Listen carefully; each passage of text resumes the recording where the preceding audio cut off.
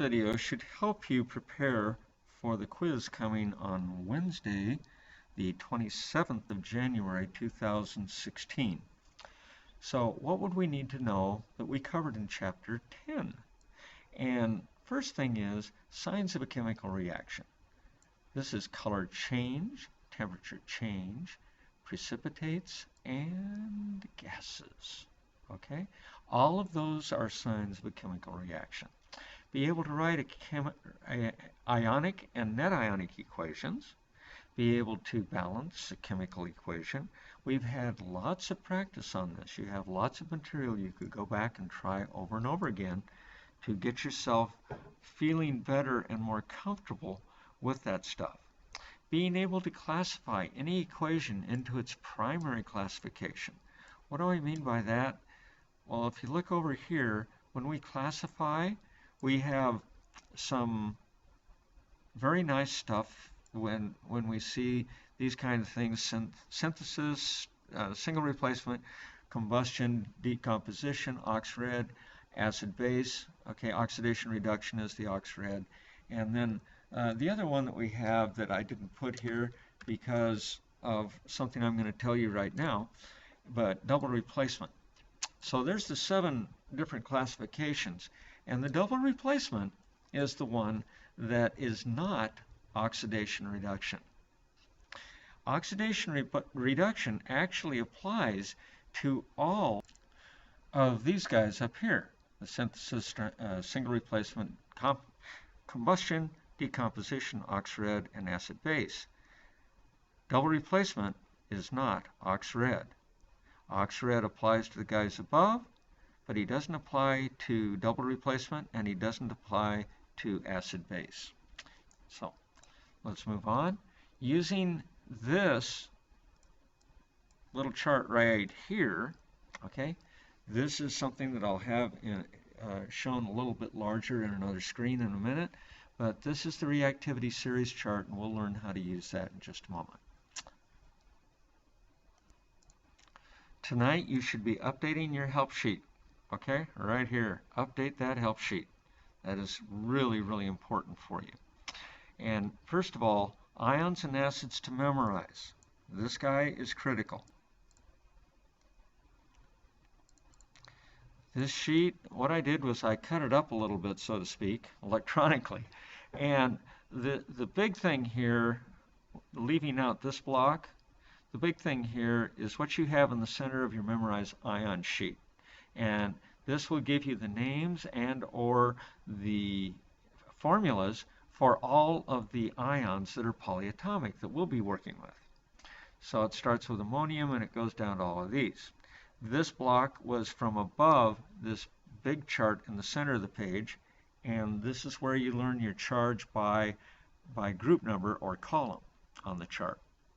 And then down here are the acids, their names and their formulas, so you have all of that available to you when you're on the test. You've seen this before. I've had it on the whiteboard, oh gosh, almost every day for the last week or two. So these guys, get these on your help sheet. Copy it on. Remember, you cannot type it. You cannot do anything of that nature. Everything has to be handwritten. So get this thing on your help sheet. You have a full page. This is important. It doesn't take a whole lot of writing, but the product for a net ionic equation will always be solid, liquids, or gases, or maybe more than one of these. Never an ion. This is for the right side of the equation only, or the product side. The other side is where you'll have your aqueous dudes that make up that product, and we talked about that kind of thing in class today. So this will be helpful to have on your help sheet. This is very important as well. The indicators of a chemical reaction, I've written these out again for you. So here's the summary of what we just looked at. This guy, some of my periods have not seen much of this or done anything with it, so I thought I'd do a short shot on this.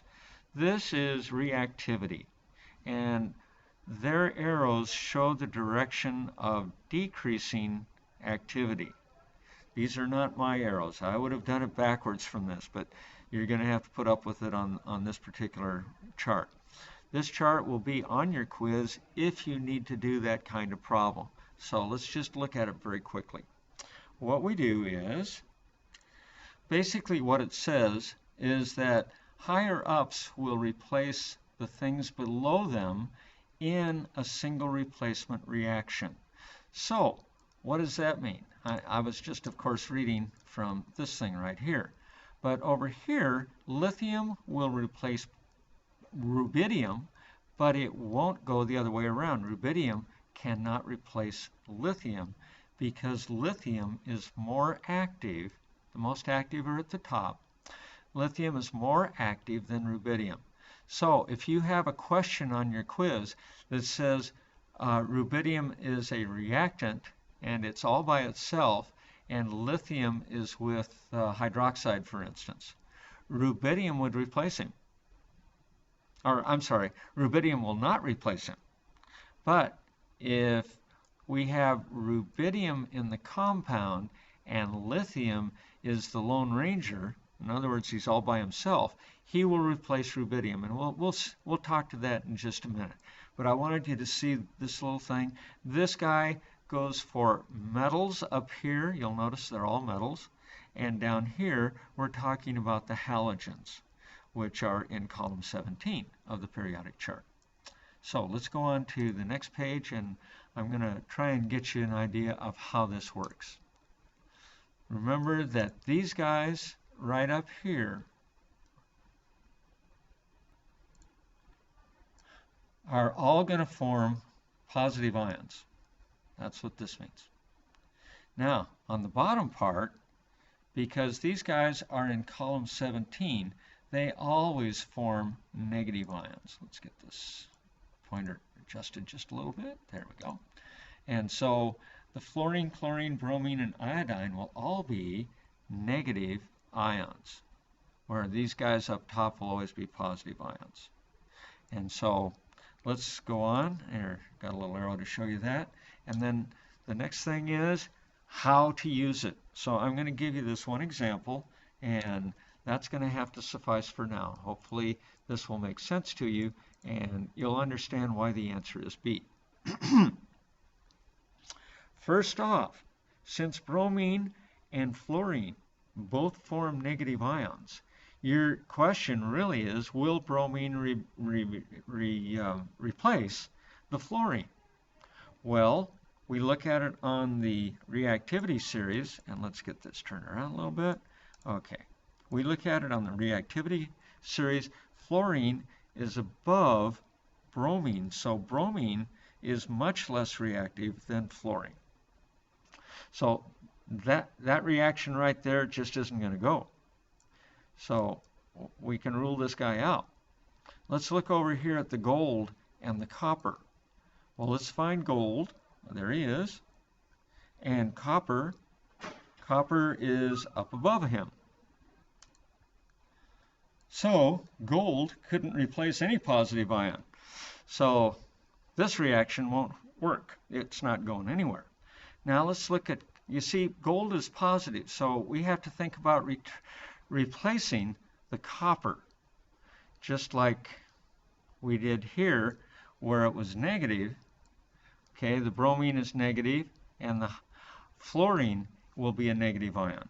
So bromine, when it forms an ion, will be a negative, so we have to check and see if we can replace the negative ion, because it won't replace positive ions. Gold is positive. Copper is positive.